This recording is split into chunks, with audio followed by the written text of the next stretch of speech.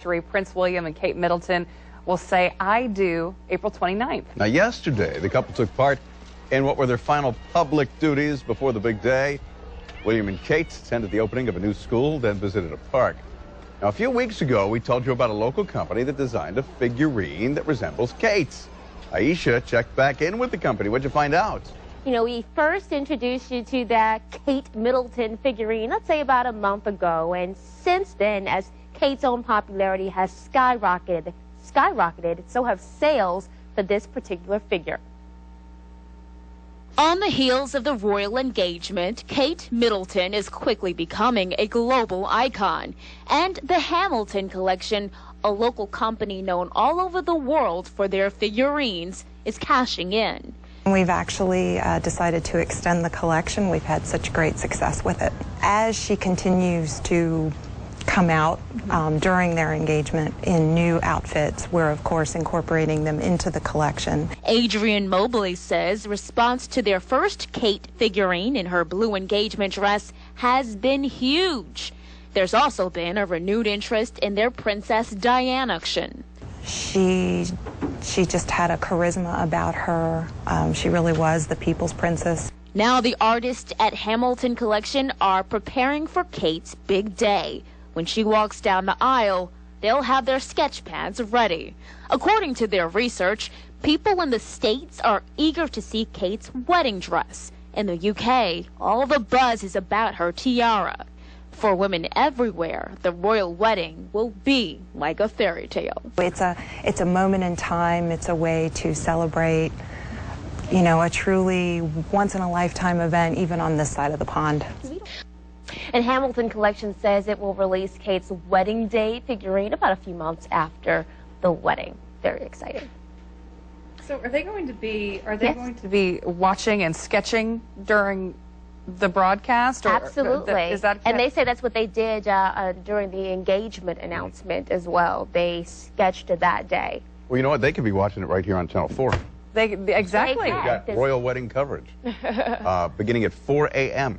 right here on the local station. Also, the latest details on the wedding preps on newsforjax.com. When are they doing a morning show figurine collection?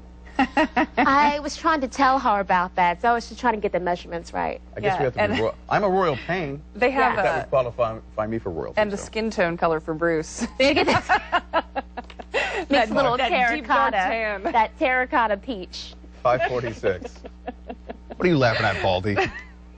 I was going to say it's closer to the bottom of what you find in a Dorito bag.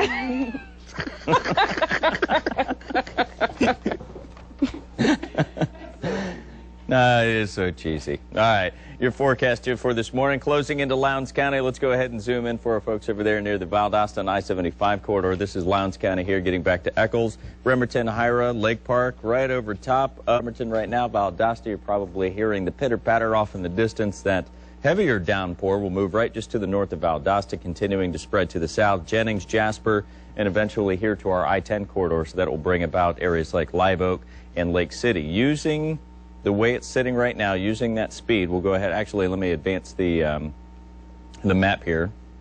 Well, that was different. Let's see what we got. There we go. This is what I wanted to see. Using that speed right now from Valdosta to areas of Lake City. Let's go to our tracker here. Click, click. And we'll zoom to the south.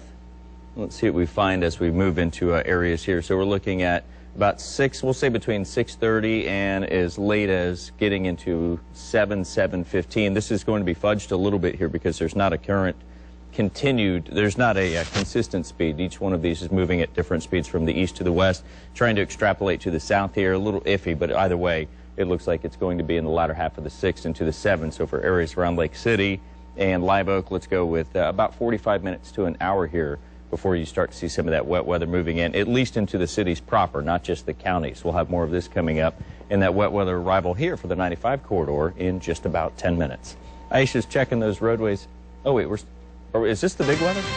It is, but I can definitely check the roadways anyway, starting off with a few drive times there. 9A, 13 minutes from Atlantic Boulevard onto I-95.